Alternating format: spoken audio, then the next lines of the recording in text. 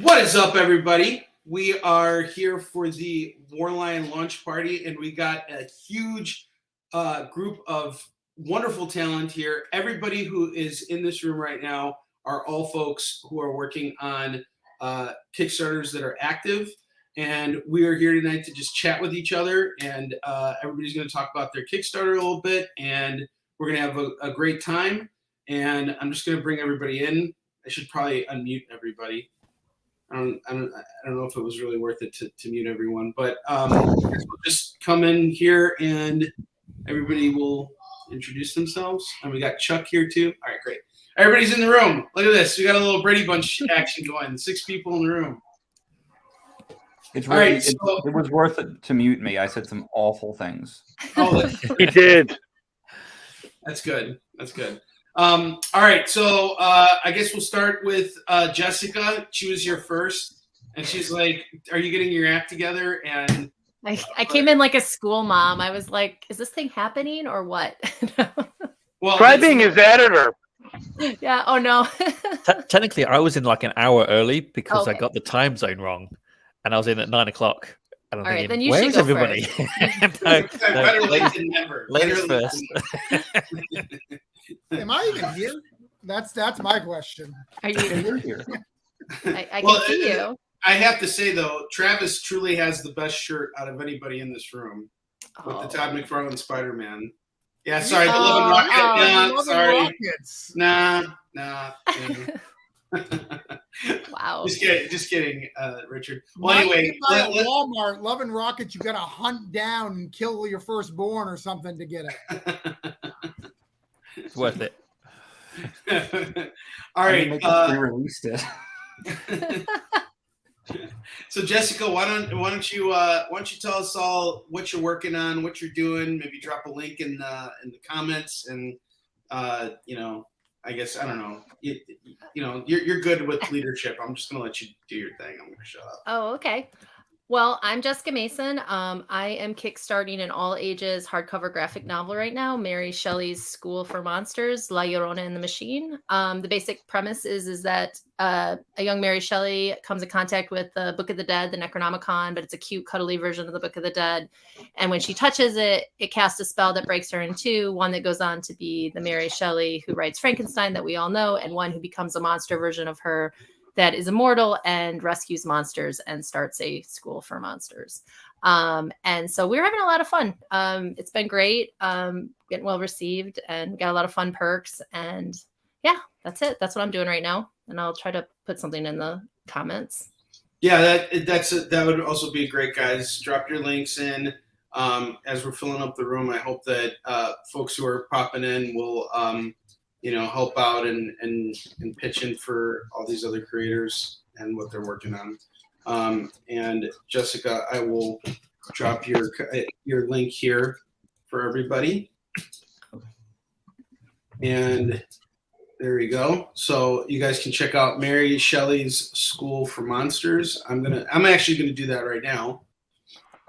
And there's the link for it right here. You guys can see it in the comments. Just click on that link and it'll take you right there. And I guess the next person that we should have chat is Aaron, because Aaron's doing some really cool stuff. And I've actually read the first issue of his book, and I am so excited for the second issue. But anyway, go ahead. Well, this is for the third issue to complete the story. It's called Blood and Fire. It's a samurai tale with a little supernatural horror spin. Follows Nakaki, who is kind of based loosely on I always hate pronouncing his name, Hiroyuki Sanada. You've probably seen him in a load of films. He was in the Last Samurai. Okay. He was Scorpion in the Mortal Kombat. Yeah, that guy was such a badass on Last Samurai. I love him. He was the guy who jumped off the horse after it got killed. Yeah, I mean, he's awesome. Sorry for butchering his name. Terrible. But yeah, I've always loved anything he's been in. So I kind of based the character on him. So you kind of get his, like, a small background into his family life, with on his farm, and as a samurai, he kind of goes with his lord, but they're betrayed, and shit hits the fan, and a lot of heads get cut to shreds. So it's awesome. Being that this was one of the books, one of the only books that I've actually come across and read from everybody in this group, and no offense at all to anyone who's in here, but I really enjoyed that first issue, and I'm so excited for issues 2 and 3. And yeah, man, I'm glad we could collaborate together and do what we did. I do actually have the issue here, so this is book 1. So you can, and I love how it's printed too. It's on bigger paper, and I really love the gray wash and the red in there. It's really just a beautiful presentation. This is such a gorgeous book. I absolutely love it. Yeah, I've always done bigger issues for my Kickstarters, just something to give back to the backers. So they're like magazine style size. So I think it's 8 inches by 10 and a half. So slightly bigger than like a normal comic. So it kind of gives the art a bit more wow factor when you get it. That's awesome. That's awesome. All right, Chucky, you got 2 projects that you're working on in this room here, and one of them is everybody knows you for working on both of them. But I guess it would probably make sense for us to just let Travis go ahead, and then we'll let you chop in. Are you cool with that? Yeah, absolutely. All right, Travis, you're up, brother. Oh, you're muted. Oh, I'm muted too. I suck. Travis, I suck. Oh, man. Sabotage. Oh, this is terrible. I'm going to go sit in the corner. How much I appreciate you putting Chuck in his place and letting him know he has to go after me. That's really because Chuck, since I've known him, has not known his place. And it's good that someone is finally trying to educate him, teach him. Says the guy who was muted right away. I did not say that I knew my place, Chuck. Where did you get that impression? That was not supposed to be implied. I actively am out of control. Ask anyone. So I have my first trade paperback. So not my first trade paperback, my first collected trade paperback. So over the years, I have been putting out this book consistently, shipping out this book. So 2018, 19, 20, and 21, shipped out these books, the last one. And I have just been so busy that I've never got to collect it in a trade paperback. In fact, Chuck, which is why he's worked on this. How long you've had that story done for about a year, right? Probably. I believe I got it to you either early in 22 or in 21. Right. It's been a bit, yeah. So I have completed extra stories that I want to put in this, all sorts of stuff. But we're finally collecting it in trade paperback. It's online. It's ready. So if you love some of my newer stuff like Great Estate Punk, or you like No Contest, or you like Voodoo Nations or any Cthulhu stuff, try my older stuff. I was just as good then. That's what I want people to know. I will attest to that. I really loved Broke Down and 4 Dead Bodies. It's been a hit. I'm kicking it. Travis, I'm also a really big fan of No Contest and Voodoo Nations. I love your take on comics and how you're basically saying, I'm not going to go the typical route and do what everybody's doing and do my superhero story. I'm going to tell the kind of stories that matter to me. I'm going to do the crime stories that I want to tell. I'm going to go in different directions and explore the things that matter to me. I really respect that about your work. Thank you. Yeah. Absolutely. I love to hear that, because I do try to do genres that people don't get on the regular basis. It sometimes is beneficial, sometimes it's hurtful, but for the most part, I like it. So. Yeah, and I'm really glad that Aaron's here, because you and Aaron, that's your kismet. That's your those are your books, right? There's one other question. I've noticed the consistency thing going on. Aaron, you don't happen to be Jewish, are you? No. Oh, thank God, finally. So you have something against Jews, do you? No. Well, it seems that there's a lot of people in comics that are Jewish who are doing like Asian stuff. Like there's another book from Dark Horse that's coming out from a guy who actually grew up in the neighboring like town from me, and he's Jewish. And so my friends who are not Jewish, they're like, what's the deal with Jewish guys like doing like, Asian based stories and trying to appropriate Asian culture? So I love the fact that no, I'm not Jewish, but I've always had been a massive fan of anime and manga. So from the time I could walk, I've been watching, that kind of shit. So it's kind of rolled on from that. So if anyone who can produce an anime wants to take a shot at Blood and Fire, I'm thinking to make a kick-ass like one-off movie or series or something. And before we get canceled, for those of you out there who don't know, Henri is Jewish. Like, yes. I have to tell he talks so much shit. I was like backing into the wall. He looks like a massive racist. So I have to tell people, like, he was having so much fun making Jewish jokes, like when we were in Houston recently, and I'd have to be like, it's cool, he's Jewish. Oh, okay, because everyone's like, am I supposed to be offended? Like, what are we doing here? I was like, it's okay. It's not self-hate. I was glad you said that because I didn't want to jump in and do it. That's why I'm the editor. Yes, that's why Chuck's the editor, and this is also why I don't work in Hollywood. So. I have one further question, Henri, and this is probably going to get me canceled. When they asked you, did they go, what's the deal with all the Jewish people? My Jerry Seinfeld was good. Yeah, look, it wasn't bad, but I knew what it was at least. But speaking of all that, going back to the whole genre thing and how I think all of us, especially in independent comics, we're doing something that is very unconventional in a lot of ways. Not only are we making our own comic book projects, but we're doing it our way, meaning we're not chasing the I don't want to say the stigma, but like we're not doing what say the mainstream comics are doing. We're really going outside and really exploring different genres. And like what Travis was saying, sometimes it pays off and sometimes it doesn't.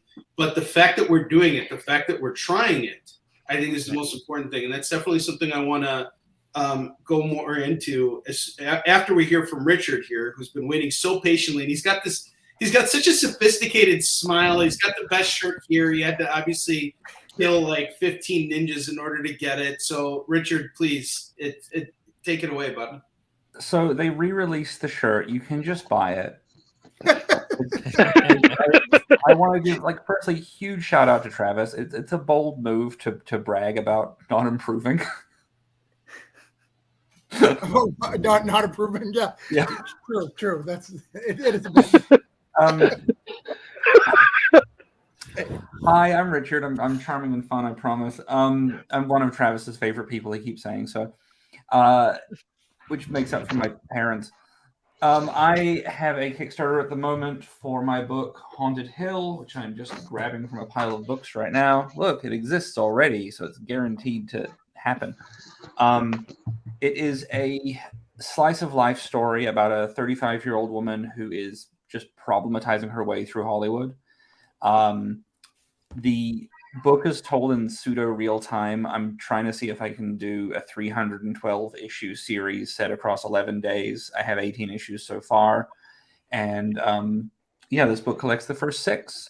It is sloppy and weird. And just if you know any of my other stuff, it's my usual dirtbag style that embraces the grimiest parts of my favorite place on earth. Fantastic. All right, so you guys see the link here. And Chuck, I'm going to let you go ahead and talk about Warline because I'm the only person today who didn't talk about Warline, and I refused to do it on the launch day. and on top of that, we made you skip. So I gotta give you a moment to to be the presenter tonight. I think next to you, I've sold more copies of that than anybody else. So yeah, okay, I can handle that. 100%. War Lion is a ultra-violent, futuristic take on the hero who's trying to save the world for the future of his daughter. And so it's very much a mixture of Logan, Demolition Man, and Blade.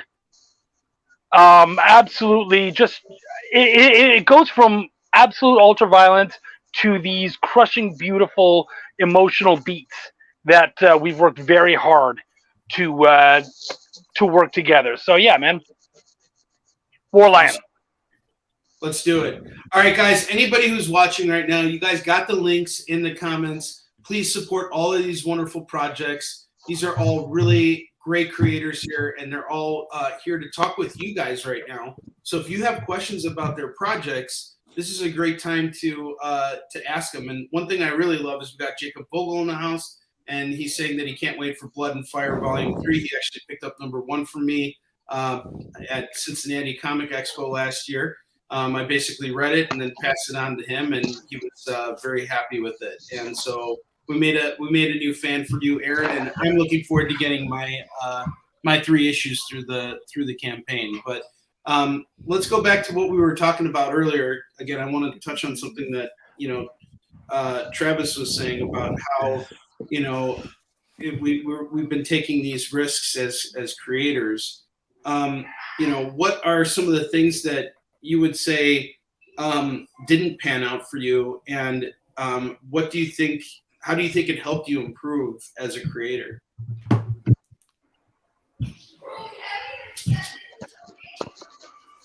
Is that my internet or somebody else's?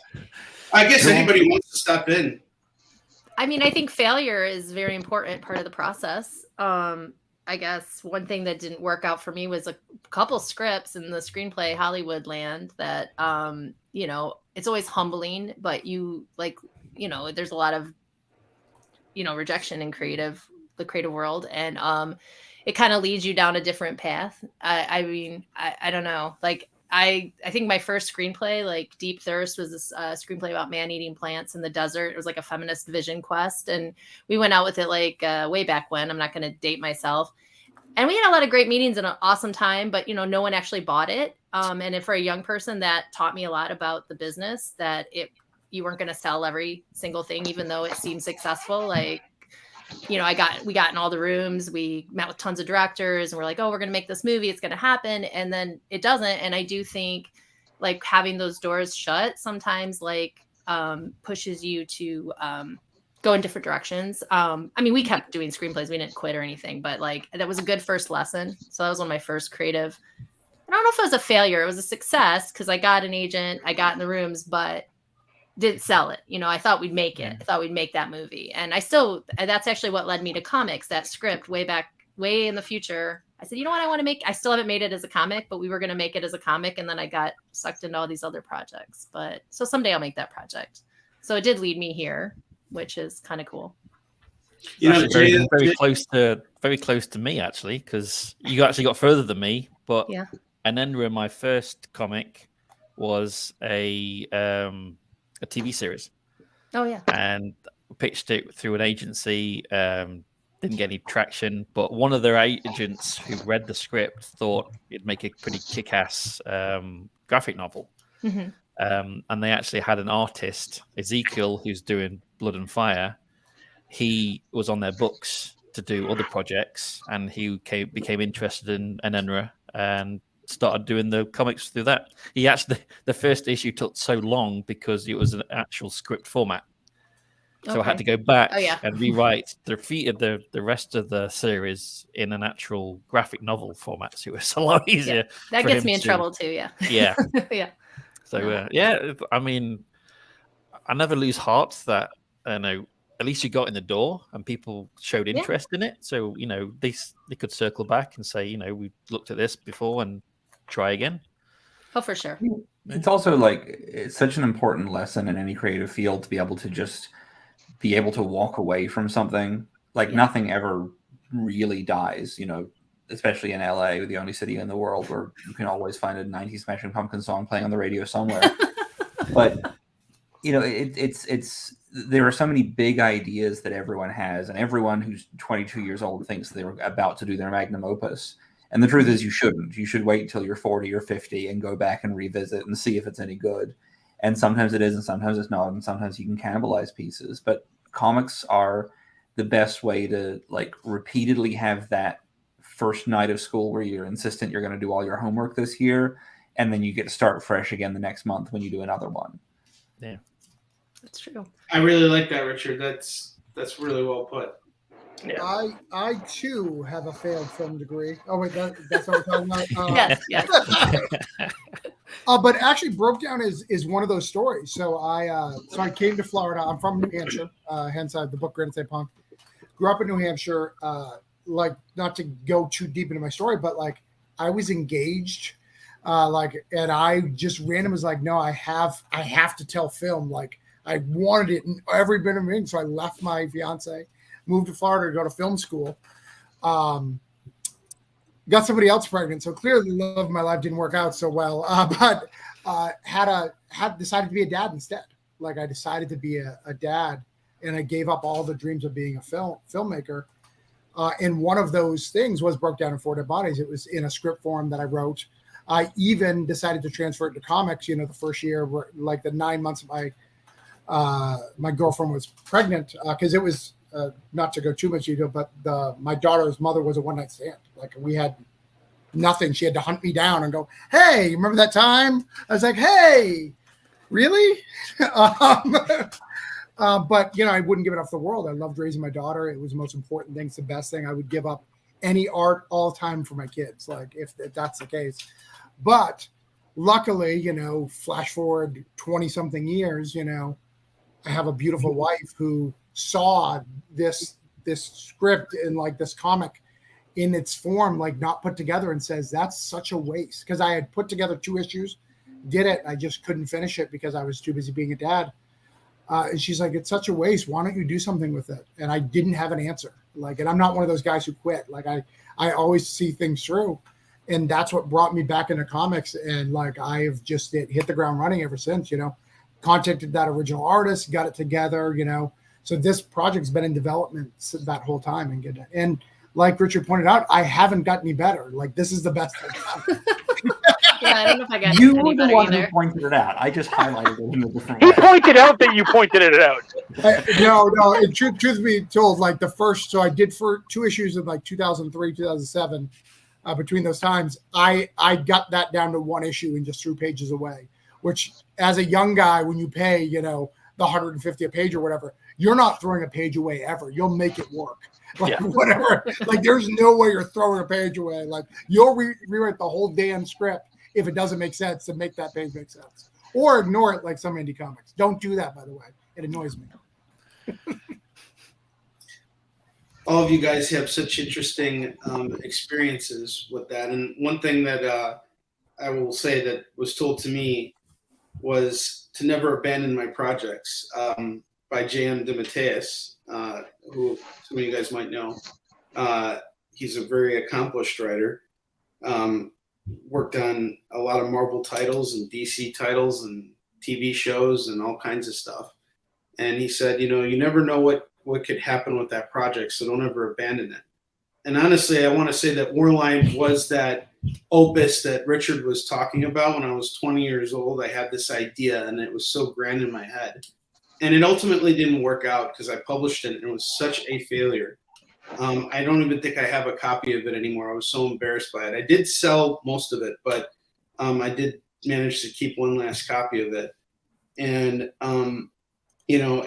if it wasn't for that failure, I don't think I would be where I'm at now. And it was such a tremendous failure that I refused to write any superhero stuff for a very, very long time. So it took me a lot to get to the point where I'm at now with Warline. And on top of that, it was just like I refused to do something that was like everything else. It's such a genre that's been done and done again, and done very well, and also done very poorly. And I think it's one of the hardest genres to write, I think, especially now with how big superheroes are. And so I decided, even though I'm doing kind of a superhero-ish character, it's not going to be a superhero, in the traditional sense. It has to be its own thing in a lot of ways. And I was so close to abandoning it, but it was Chuck who really helped me kind of clear the pathway and really see the potential that the project had. I mean, thank you, but I mean, to your credit, you came to me and you said, like, I want to do this thing, but I don't know if I should, and I'd love to work with you, but again, like, I don't know what I'm going to do. And I was like, look, why don't we just get together and talk about it? Pitch it to me, tell me the idea, tell me the themes, tell me everything, and let's, by the end, like, I'm not going to charge you, we're just going to talk, and if by the end of it, you're not convinced that you should do it, then put it back on the back burner. And we had an amazing conversation. It was fantastic. And by the end of it, we were both like, yeah, let's do this thing. Absolutely. Richard, You're being awfully quiet in the corner over there. I mean, everyone was being quiet. No, you're being too quiet. I'm like, he's hiding something. Well, I was just, look, I had a weird day today, and like, your story is hitting a lot of marks for me. I came up with a thing when I was 22 years old, when I was finishing college and had decided that I was going to retire from comics. My 100th book was coming out, and I was like, that is a good time to stop, right? And in the book, there's a bunch of like fake ads for fake products and things. And one of them is for a kids' TV show about a crime-fighting dinosaur. And that book, long story longer, that book got found on the set of a film by a guy who, it turns out, I'd already been like having webcam sex with on silverdaddies.com for months. And then it got optioned, and then I moved to Australia and lived with him, and then found out he was secretly married. It was a whole thing. But like, that book became Blastosaurus, which was like my income through my 20s. And like, I lived in New Zealand back then. It was the highest selling comic in New Zealand for almost a decade. And then I moved out here. I was like, I'm going to not do Blastosaurus anymore. I shouldn't have based it on my ex. That was a bad decision. And don't draw the dinosaur that looks like your ex-boyfriend every day if you're like, and I got to LA. I was so jet lagged, and I got an offer for it on my first day. I agreed, forgot that had happened. 6 days later, they start emailing me being like, hey, when are we going to like talk about the details for the story? I'm like, what the fuck are you talking about? I have no idea who you are. Suddenly, that was like another 3 years of my life drawing that thing. That company completely fucked me. And like, at the very beginning of COVID, they were like, oh, sorry, we're not going to be able to publish anymore, so we're not going to pay you for the 4 issues we still owe you for. And like, it was this thing that kind of kept destroying me over and over again. And I decided, like, I'm never, ever going to touch this story. And then today I just had my first development meeting with some animation people who want to put Blastosaurus together as a TV show. And I got to talk with people who seem above board and trustworthy for a change, and people who seem genuinely excited by the product. And I got to talk about all these elements of a story that I hadn't thought about now for like 4 years. And I don't know, it's all coming back. Like, I who knows if it'll happen. It's still Hollywood. These things still fall apart on a dime. But I don't know, I suddenly feel a little bit in love with my dinosaur again, and I want to do it. So I don't know. Yeah. So what you were saying about like putting that aside for so long, and yeah, just hit home. Yeah. No, for sure, man. I wish you the best of luck. That's really amazing. I actually kind of want to give you a hug right now, dude. If I could give you a hug, I would give you a hug. Well, let's not reveal to people that we're in the same house. I think it would make everyone else uncomfortable. It's connected. No, if you turned out to be the ex, that would be hilarious. Yeah, that would be awesome. Pull up a picture of the dinosaur. To give you an idea of how things went with this ex, I'm not gonna show you a picture of the ex or the dinosaur, because you might be able to put it together. But he looks a lot like someone else. And our breakup was very messy. We continued an online relationship for another 8 years after that. It was mostly a lot of like Skype calls and crying. And then when I first went to Comic-Con in 2010, I was having a very bad time because the company at that point that had optioned Blastosaurus had misprinted it and recalled it and canceled my hotel room. So I had to share with a wrestler who was recovering from a meth addiction, and I was being kind of stalked by the Santa Claus guy, which is a whole other thing. But don't make a joke about who's going to come down whose chimney to a person who looks like Santa Claus, because they might take it very seriously and then like show up at your hotel room a lot. Anyway, so I'm not having like the best time, and I'm on the show floor. And like, by the way, to keep a little bit of context here, I'm not the only crazy one in the relationship. This ex had tried to buy the rights to my favorite novel so that he and I could produce it as a film. When he found out that it had already been bought by someone else and being developed as a stage show, he got a job working on the stage show and tried to hire me as his assistant to come and live with him in Detroit for 6 months, which I turned down because I was re-releasing Blastosaurus at that point. He then, because he was hurt by that, bought the apartment that novel is set in. So like there's a lot going on. So I'm at Comic-Con. Comics are my thing. That's my domain. That's the one part of my life he's really not a part of. I go to see a friend of mine at his booth, and who's there but my ex, just chatting away casually to my friend Bill. And I just lose my fucking mind. I start screaming at him like, you cannot be here. You do not belong here. Comics are my thing. Comics are mine, not yours. You can't, absolutely not. At which point my friend Bill was like, I don't know who you think you're talking to, Richard, but this is, and I'm not going to say the name of the person because it's a very prominent comics creator who happens to look a lot like my ex. So now I have to avoid that guy at all costs. I'm 150 pounds lighter and I don't have long hair anymore, but like it's still like I'm definitely the person who he can say in 40 years of going to conventions, that's the craziest thing that's ever happened to me. I mean, at this point, you could just write that as a comic. I agree. I'd buy it. I'm thrilled. I want to hear more. I want to actually write his biography and just call it. But that's another thing, and it won't be the story of his life. It'll be the side stories that go around his life. Yeah, I want to know what. There's so many questions we can't fit in this half-hour show.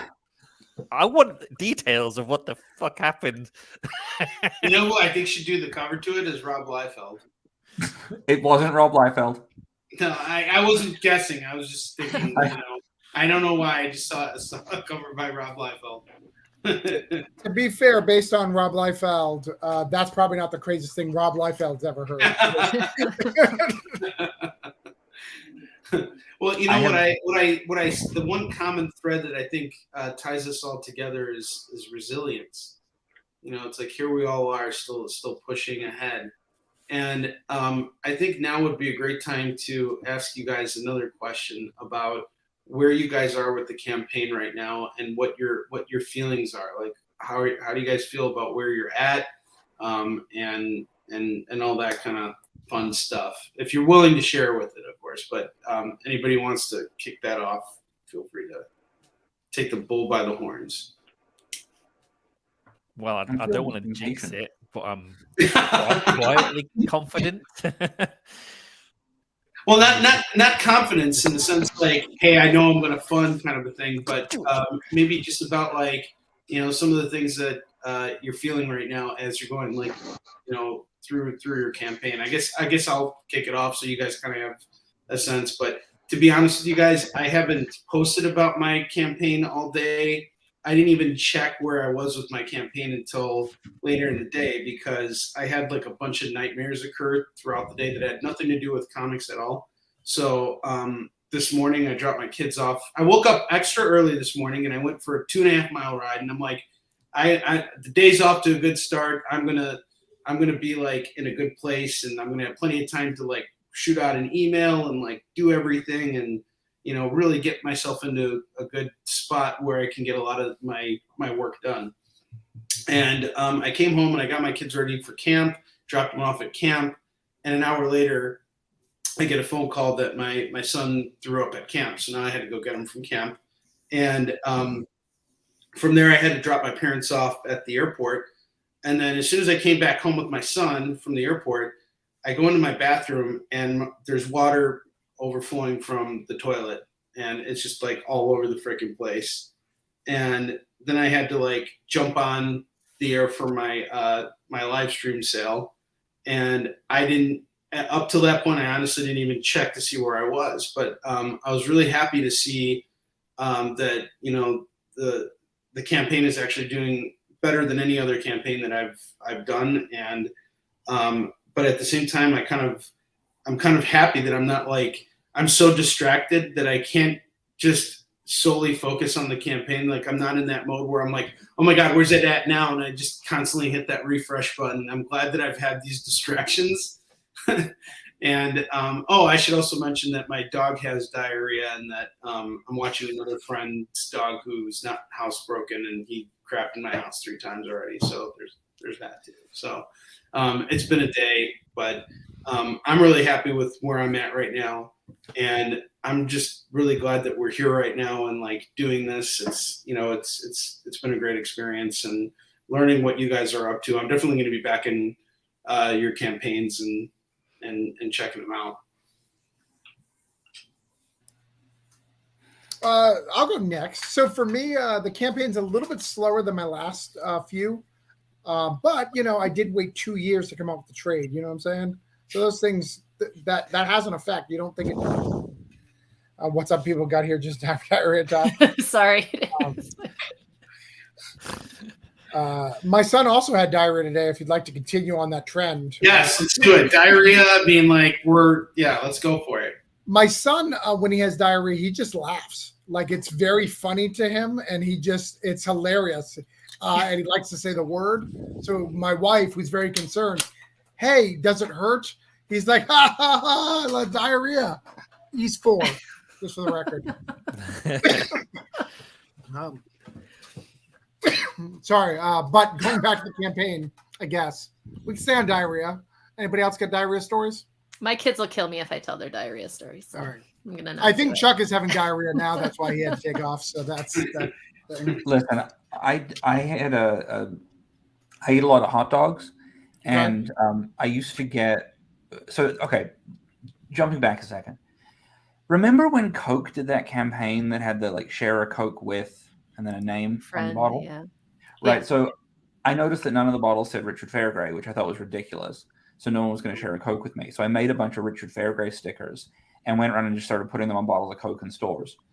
And then I started sending out like packs of these stickers to various like fans of mine and getting them to do it in different cities. And then people started bringing me bottles of Coke at conventions because they found them out in the wild with my name on them. So I got all this free Coke, and it was really great. It was a really smooth system. So I thought, okay, I can't do anything like that, but I really love hot dogs. And the hardest thing about hot dogs is like you have to leave the convention floor to go out and get a hot dog from the street. But what if I became known as the hot dog guy, and then people would bring hot dogs to me? So I started always being photographed with hot dogs. And then someone was like, you should just see if you could get people to send hot dogs to you. And I was like, that's actually a really good idea. What if I just started a thing where I said, if you send me a hot dog in the mail, I will eat it on camera and send you a free copy of a book, and really kind of like build up on this whole thing. Unfortunately, I then, because of like an emergency, had to leave the country. And so I was gone for like 8 weeks. And when I got back, there were like 6 hot dogs that had been like ram jammed through my mail slot and just like sogging through the envelopes. But I still had to eat them because like I promised I would. And I will say I got so butt sick for like 3 days. So that's my diarrhea story. It doesn't coincide with the Kickstarter campaign. I'm sorry. Why didn't you just buy a hot dog from the local supermarket? No one would know.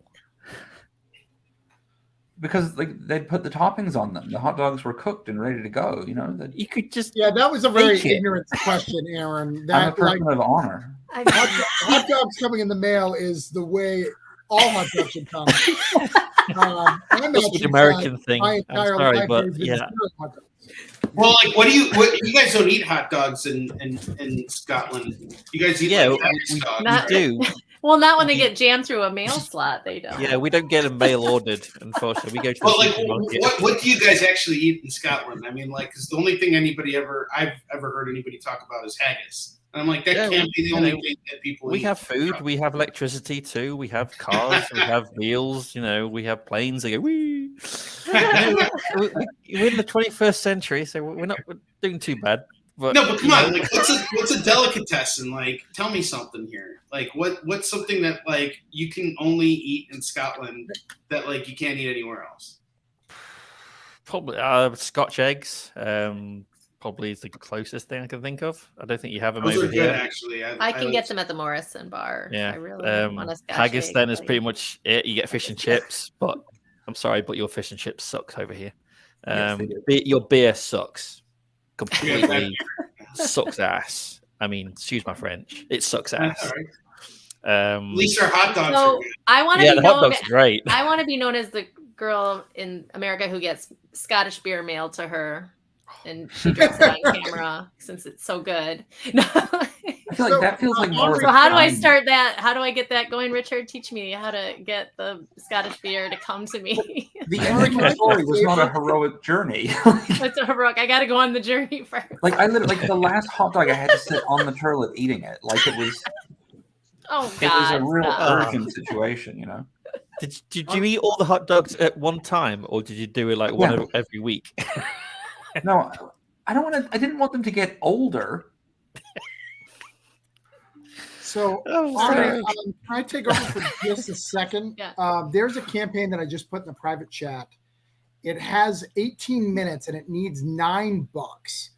I'll do it. I got it. You know, I'm a big community guy. So Yes, I want to make sure absolutely. it's- I love you, Travis. I I'm hate for good. someone to fail for $9. I'm doing it at 12. I'm putting them over at $12.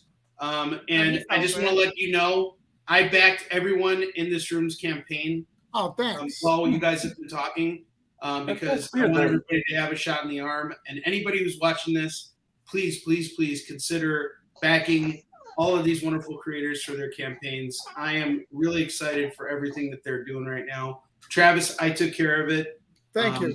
Yeah, I can't absolutely. It's back my again. pleasure. My pleasure. It's nothing, right? You know, even back, Sean, what's up, man? Good to see you. You know, just to back a campaign, even on the digital level, I think personally, when I look back on my previous campaign, that digital reward, it's the cheapest reward, but that's just straight money in the pocket for all creators, in the sense that we can give you your stuff and there's no shipping fees. There's nothing physical. We don't have to worry about damaging anything. You lose it, we send you another link. Guys, every dollar counts for every creator. So please, even if I just did it right now. I backed everybody's campaign in this room, and it didn't cost me anything. It's something I would do anytime. You know, and I know that everybody might be, you know, there's some of you guys who might be tight on funds right now, whatever the case is. And another thing too, share these campaigns out. We got the links up top here. And you know, just if you want to ask for anybody's links, we got Jessica's here, and she's got a really good looking book. And Jessica, you got a lot of backers. You got a lot of cool stuff going on. You got a hardcover. I think another great question to really kind of hone in on the campaigns. Why don't we talk about some of the highlights that we have in our campaigns, and what are those like great entry deal points that all of us have for our campaigns to like get that person who's interested in just you know, jumping in with both feet, but you know, maybe doesn't have like thousands of dollars to just drop down. You want to go? Yeah, you go. Okay, all right. You've been awfully quiet, so. Well, I was reading about this campaign you just sent me to, because that's what I do. Yeah, this has been a great campaign so far. I'm hitting that. I've been able to open up a lot of the stretch goals, so we have like a cool hologram, a school crest sticker. I'm really a big fan of the pins. I've got a La Llorona glow in the dark pin. We just released a really cool add-on. It's a metal print, silver aluminum. It's got a beautiful La Llorona illustration by Anna Weischek, who's the artist on the book. Just a lot of fun. I mean, we've been having a really great time. I'm trying to do it without any visuals. But yeah, for me, the big thing is the hardcover book. It's so gorgeous. I have some of them here. Some of them are still coming. It's beautiful to touch. It feels great. The pin's very cool. We've got some great stickers. And we've got some fun. I'm working on finishing up an interactive story thing called Some Spells Are Forever. And it's really low tech kind of thing that I created in my last campaign, which is more like it's kind of like a choose your own adventure. And so we drew some cards and characters for that for backers from the last campaign, and we made them their own little cards for the game, and they play. You can play them as in the story, and we have that as a choice this time too. You can get your own card made with the kind of monster you want to be and the kind of powers you have and things like that for the School of Monsters. So yeah, I mean, just a lot of fun stuff over there. Yeah, and so the campaign, I'm hitting that part of the campaign which I can start it feeling to happen the last 2 days where it slows down. That middle week where you are trying not to like, you're like, all right, I had a good week, and now the adrenaline's starting to fall away. And so yeah, so then I'm hitting that part right now, but I'm luckily we're just having a lot of cool stretch goals and things have been opening up. So yeah. That's fantastic. And one thing I want to say too is the quality of your books, like, just from what I'm seeing, just like the art and everything, really reminds me a lot of like a Russell Nolte production. Like you really got it. Like it looks like it's really well put together. So I'm really excited for you, and I think it's great. You got a lot of backers, and that's really fantastic. And I did learn a lot from Russell Nolte. I'm going to give him that because I did a couple of his anthologies, and he has a lot to teach just by kind of watching, is how he does things. So yeah. Sure. So Aaron, I know you got to get going soon, so I'm going to let you go up next. But before that, I just want to let you know you got another backer, not just from me, but also from Jacob Vogel, who's been looking forward to checking out Blood and Fire for a while. So can you kind of give us what is that one reward that you think people can jump right into, that if they want to really have that full experience but not drop all their money in on your project? Well, I've got a few digital tiers. You can do the kind of the all three novels, in case you've missed the first two. But obviously, if you do a physical tier and you back yours as well, you do. I don't know if people are aware. Get this for free. Yes, so we got a print, and can I tell the story of this real quick? Yep, go for it. So Aaron came to me with this idea, and I thought this was really great. It was a great idea, and I was like, well, why don't we have Warline and your main character like killing a bunch of hippies and like monkeys with laser beams and like other stuff? And so he just kind of like had the artist put in a smorgasbord, and we came up with this really cool print. And I think it's really fantastic. I actually had very little involvement with it. I just kind of like threw my suggestions out there, but you guys did a really great job. And I think it's a really wonderful thing. Anybody who backs either both Aaron and Aaron's Blood and Fire and Warline is going to get on the physical pledge level is going to get that print that he just showed you. It's 8x10. That's really awesome. Yeah, it's really cool. He's done an excellent job. I cannot fault Ezekiel, who's the artist. He's amazing. He does all Blood and Fire. He did Enenra, which I'm hoping to kickstart again, continue that series later in the year. So yeah, it's brilliant. There are so many tiers. I've got the display katanas, which you can have here. They're about 6 inches long. That's and awesome. You get the title engraved, if I can see it, in the. Oh, you don't have. You don't have to have the 1 or 2, 3. That's for people who, collectors. I am doing the ones with just the title. So there's and I should have brought I've got 6-inch and 9-inch 3D models as well of the main character.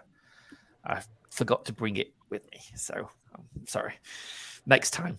All right, man, it's all good. This won't be the last time we have you, but I'm really excited. I just backed on the physical level. I actually want a copy of issues 1 through 3 for my personal collection.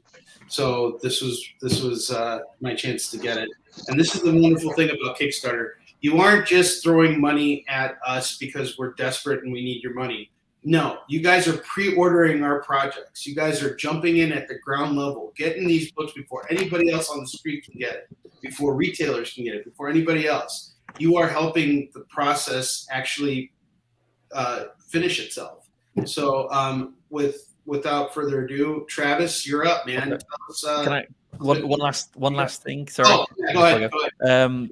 There is a special add-on where I will sign all physical items, whether it's stretch goals, what you buy in the rewards, or collector prints. Everything for what you want is for $3. I'll sign everything. So awesome. I'm going to put that in. That's an add-on as well. Perfect. All right, Travis, you're up, man. Will you sign a hot dog if we send it to you? I will sign that hot dog. No problem. I want it engraved like the sword. How you get it back is another matter. So what exactly is the bastard took a bite out of it? I heard a great pitch, but what's the actual question? So the actual question, actually, I'm getting bombarded by a lot of questions. Travis, just hang on. All right. Yeah. So Jacob is asking, he's probably going to end up getting both. And then he said, so far, the 3 number ones. All right, hold on. And then he goes, so question, what do you get in the packages add-ons? That's a question for Aaron from Jacob. What do you mean the package add-ons? What the package add-ons, if I'm right, if I get the question right, is the variant covers, where in those you'll get the cover like this one. So you'll get that as a digital file, both with the title and Virgin, so like this, so you can print it off to your leisure. You'll also get a desktop wallpaper as well. Okay, he gets it. So, and you get them all for the variant covers. Each variant cover, bar one of the ones in issue 3. Unfortunately, the artist didn't understand. There was a bit miscommunication. So all you're going to get is the actual cover, not a wallpaper. But it is in the description, so there's no, false advertisement. Awesome. Real quick, Martin Pirro says, thanks for the shout out, guys. It helped. So Travis, thank you again for that. Martin, congratulations. Fish is asking, what's Chuck pitching? Chuck's a part of Travis's project, and he's also a part of Warline. He's the editor for both projects. And now, without further ado, Travis, it's your turn. And I guess the question is, if someone's jumping into your campaigns, like say there's somebody in this room who is interested in reading Broke Down in 4 Dead Bodies, what is the best place? Like, what is the best tier for them to start at? What are some of the other tiers that you would say like would be great for someone who wants to like get their feet wet with your campaign? Yeah, well, one of the things about this campaign that's really unique compared to the most campaigns I do, it's complete. Like, it's a complete story. Most of my campaigns are single issues, so it's only when we get to the end is that you can get it all. So for $10, you can get the complete digital of the whole shebang of Broke Down in 4 Dead Bodies. The other thing that I would say is if you've never tried a crime comic, I have a unique way of telling a crime story, which I think resonates more to like a film or a modern style. So most people who write crime try to throw back to, the early days of crime comics, from Dick Tracy to Crime, being sense, where lots of inks, lots of noir, dark stuff, where I take it very much like a Quentin Tarantino approach. Everything is bright, in the light, shown up. It's kind of a manga looking stuff. So there's a lot of really cool things in it that I think is interesting and that can really, really get people behind the project. It's also really big. It's a huge issue. It's 120 pages of story just in the regular story. That's not counting all the backups. That's not counting stuff. That's not counting Richard, who does like 400 pages an afternoon. But for an average comic that comes on Kickstarter, they're bigger comics. First issue was 30 pages. Last issue was 40. So there's a lot of extra stuff there. The other thing that I think is that's unique about it is this is for the Kickstarter community. This is a book that I've held close to me, right? Most of my stuff has been, for lack of a better term, options or put in other publishers or coming down the pipe with other publishers. This is mine. I've never let it go. You know, it was funded on Kickstarter, and I never plan on selling it until you guys get the reward, get the completed, you know, graphic novel, because that was important to me. There's actually been publishers who've asked for it, and I've been like, you know, I really want to give the Kickstarter on it because they made it happen. They made my career. They made it so I can do the Coins of Judas, Band of Bards, Scout Comics, and the other stuff that I haven't announced yet that I'm working with other publishers. It's because of the Kickstarter audience and them believing me and making this a career for me. So this book is more than a book for me. So it's very important that, you know, I get funding and get to where it needs to go. That's awesome, Travis. Yeah, and I have read all of Broke Down and Four Dead Bodies, and like he was saying, it's really not your traditional crime story. It's the characters are very interesting. The concept is great. It's one of those. It's a blockbuster concept, in my opinion. I think it's really great stuff, and I'm glad to see that you were able to see this vision through after everything you had been through, especially like when you were saying, like, you know, making the ultimate sacrifice and saying, I'm going to stop pursuing my career in entertainment to be a father. That's a huge sacrifice. So much respect to you, man. All right, Richard, you're up, brother. All right. So, look, it's a 128-page book. It's the physical copy is ridiculously cheap. I think in real dollars, because I have to do everything in Canadian dollars because I'm living here right now. But in real dollars, it comes through at about 25-ish bucks. Can you show that cover? Because that cover is freaking epic. I love it. So this is my friendly donut cover. There is actually an add-on of a huge sticker. I keep telling people that it's perfect for like a laptop, a briefcase, or your grandma's coffin. There's a sticker of a donut that just says, "Put your fingers in my hole." And I do expect that to take off. But so the book is cheap already, but I like to sell original art. The way the art in Haunted Hill is done is literally everything it's hand-drawn, hand-colored, hand-lettered, and then it's photographed instead of scanned, so it looks exactly like the original, essentially. I'm trying to cut out all digital interference. I can't edit anything. But I do the pencils on a separate piece of paper and use a light box to trace it. So I've got all these like pages of pencils that I'm folding up and sticking inside copies of the book. So for $50, you get the book and a page of original pencils with it, which I think is a fun thing. So yeah, if it's about best reward, I think that's the one. There's also a thing where there's only 3 of them left, but I'm doing an Ultimate Richard Sucks collection where you get my memoir and Haunted Hill and a thing I did called Horror Shorts and a few other bits and pieces, as well as a page of the original art, and then Polaroids from around Hollywood where the book is all set that I used when I was putting the book together. So there's the fish that I saw someone fuck one time.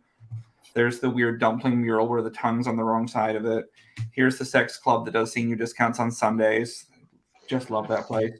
A donut place run by Danny Trejo, which in the book I reworked to be run themed around Richard Karn from Home Improvement. So I did actually have to watch 3 episodes of Home Improvement to do all the jokes for that one. So I've suffered for my art, I guess is what I'm saying. But there's only 3 of those packs left. And yeah, as I say, you can get... I always, when I tell a story and people are like, you should do that as a comic, I always feel uncomfortable because literally my last Kickstarter was for a memoir called Octopus, which is about an 18-month period of my life where I got divorced and tried to steal a boat to disappear at sea and got a hand job from a supervillain at a train station and lived with a philanthropist surfer who may or may not have turned out to be a pedophile, and then moved to Hollywood and met a nice Canadian man. And it covers a lot of the aspects of my life that are the things that my parents really wish I would stop talking about publicly, I guess. Okay. May I say, yes, go, as someone who has seen so many Kickstarters with these crazy, sexy covers, it's nice to finally see a cover that's sexy for fat people. I look at your cover and I am hungry as hell. It is great.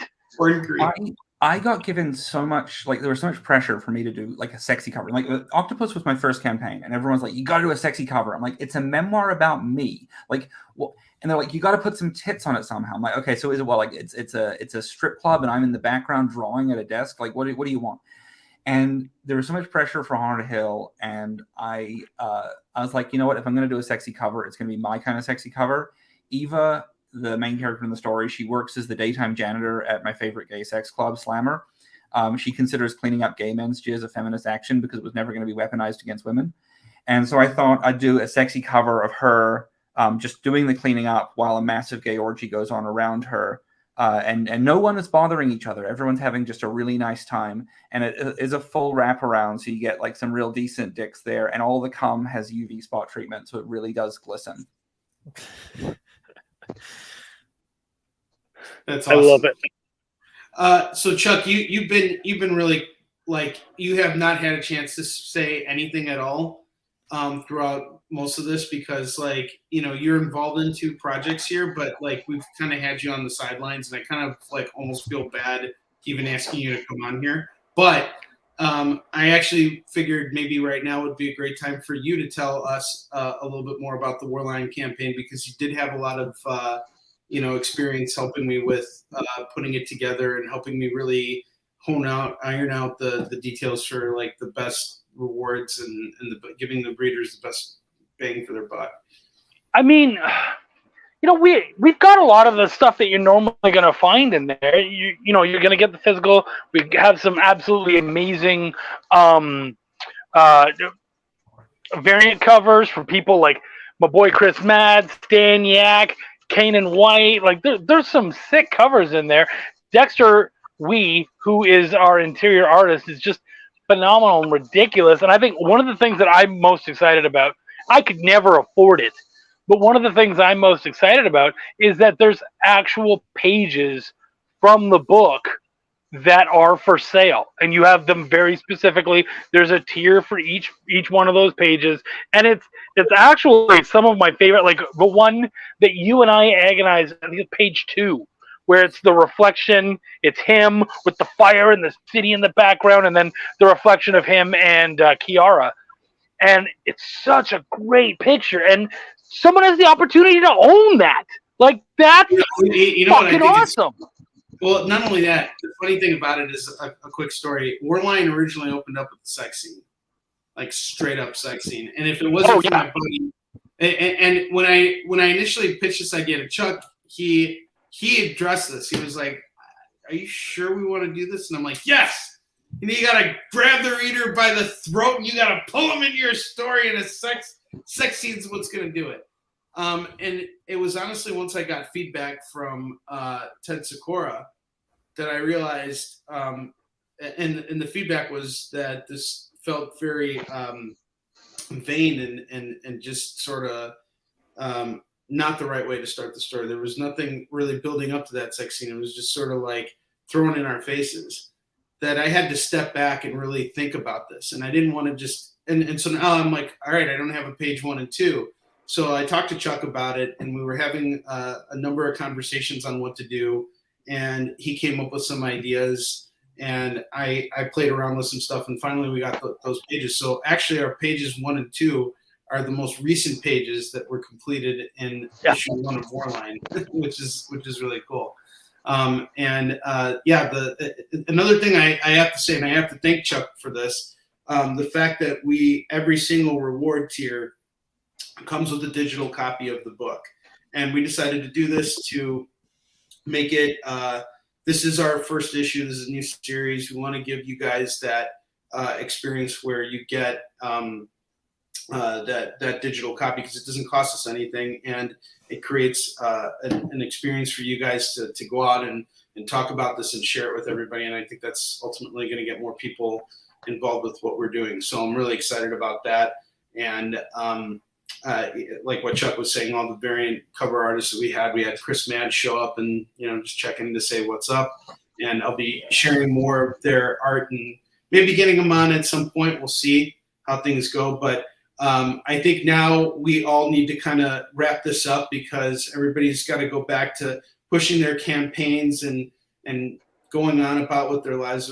I just want to thank all of you guys for coming here tonight. I think we had a great lunch party. I think it was successful for me. I hope it was successful for you guys. And I just want to thank you for taking the time to be here tonight. Good to Thank be you. here. Thank you for the having invite. me. Yeah.